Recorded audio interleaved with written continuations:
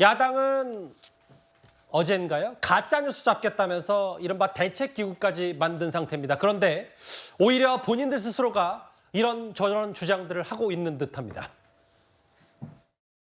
실제로 이재명 대표에 대한 정치 테러였죠. 살인의 의도를 갖고 있었던 테러였다고 봅니다. 일본의 아베 수상을 테러했던 것과 같은 형태였고 같은 방식이었다. 좀 더 깊은 수사 그리고 어떤 사람들과 어떻게 연관돼서 어떻게 그가 그런 행위를 했는지에 대해서 좀 더 구체적인 수사가 필요하다. 그렇게 보고 있습니다.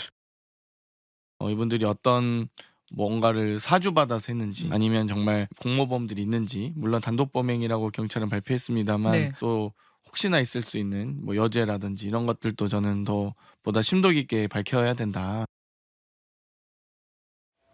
이현정 의원님, 저 화면을 좀 보실게요. 김영진 의원의 말, 뭐 어떤 사람과 어떻게 연관되는지, 뭐 그건 경찰이 들여다봐야 되겠죠. 다만 한 발 더 나가서 오늘 장경태 의원은 이 피의자 김모 씨가 뭔가 사주를 받아서 범행했는지 아니면 정말 공모범들이 있는지 심도 있게 밝혀야 된다. 이 얘기 때문에 좀 논란이 있어요. 그렇죠. 이게 이제 지금 보면 이 사건의 어떤 배후 당연히 밝혀야 될 겁니다. 왜냐하면 이게 뭐 단독 범행이었는지. 그러니까 제가 볼 때는 이게 빨리 신원 공개가 필요해요. 그러니까 주변 사람들의 제보가 필요한 거죠. 그러니까 그렇게 이 사람이 누구다라고 알아야지만이 그 사람과 누구가 그 사람하고 언제 누가 만나는 거 봤다 뭐 이런 제보도 있을 거고요. 예. 근데 이렇게 오랫동안 이렇게 숨기는 것 자체가 수사에 저는 도움이 안 된다라고 생각하는데, 자, 예전에 그 우리 장경태 의원은요, 빈곤 포르노라고 해서 김건희 여사가 어디 해외에 나갔을 때 그때 누가 찍어줬다라는 걸 갖다가 본인이 그렇게 이야기를 하다가 결국에 사실이 아닌 것으로 드러났지 않습니까? 그러니까 항상 이게 지금 민주당이 딜레마가 뭐냐면, 본인들이 이거 나면 이게 뭔가 막 이야기를 막 하고 싶은데 문제는 이게 본인들 스스로 이게 너무 가짜뉴스를 퍼뜨리면 이게 문제가 되니까 이제 억제를 했는데 이제 그걸 못 참는 것 같습니다. 김어준 씨도 얼마 전에 자신의 방송에 나와서 계속 어떤 이 뭐 음모론을 이야기를 하고 있고, 또 이제 뭐 장경태 의원이나 마찬가지로 이야기를 하고 있는데요. 그러니까 이게 결국은 본인들의 상상력이 어떤 만들어지면서 거대한 어떤 이 본인들의 어떤 믿을 수 있는 뭐 그런 것들이 생겨버리는 거거든요.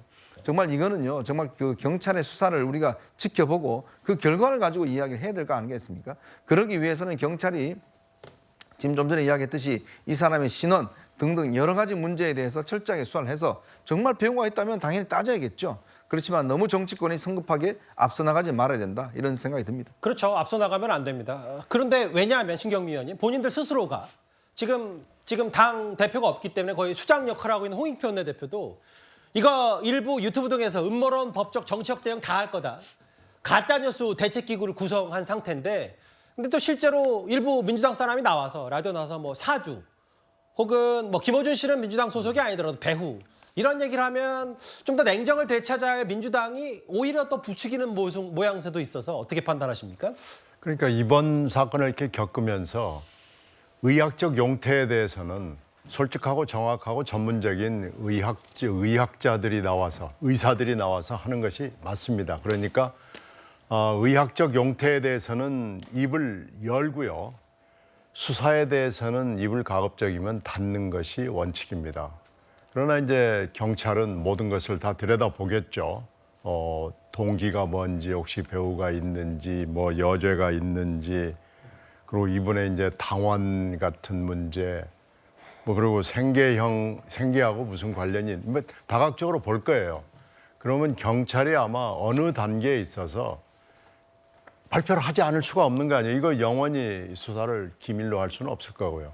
그때가 돼서 이제 민주당도 그렇고 정치권이 입을 열어가지고 여러 가지 얘기를 하는 것이 맞는데, 지금 이게 반대로 돌아가고 있습니다. 의학적 용태에 대해서는 입을 열지 않거나 이상한 얘기들이 자꾸 흘러나오고, 수사에 대해서는 온갖 가능성만을 가지고 막 아무 얘기나 지금 함부로 하는 지금 사태가 벌어지고 있는데, 이거 좀 관련 당사자들이나 기관들이 반성을 하고요. 특히 유튜버들 제발 좀 입 닫고 조용히 좀 지켜보는 것이 좀 필요해 보입니다. 이게 유튜브든 민주당이든 혹은 뭐 누구 민주당 지도부든 뭐 배후, 사주 뭐 이런 단어는 일단은 지금은 가급적 안 쓰는 게 맞지 않나라는 생각도 들고요.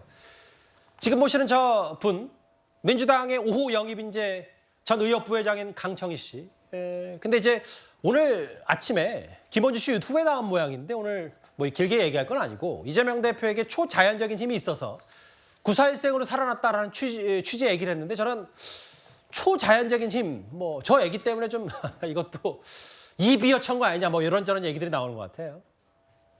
네, 저기 한동훈 그 비대위원장 취임사에서 민주당 보고 뭐라고 그랬냐면 초현실적인 정당이라고 그랬어요.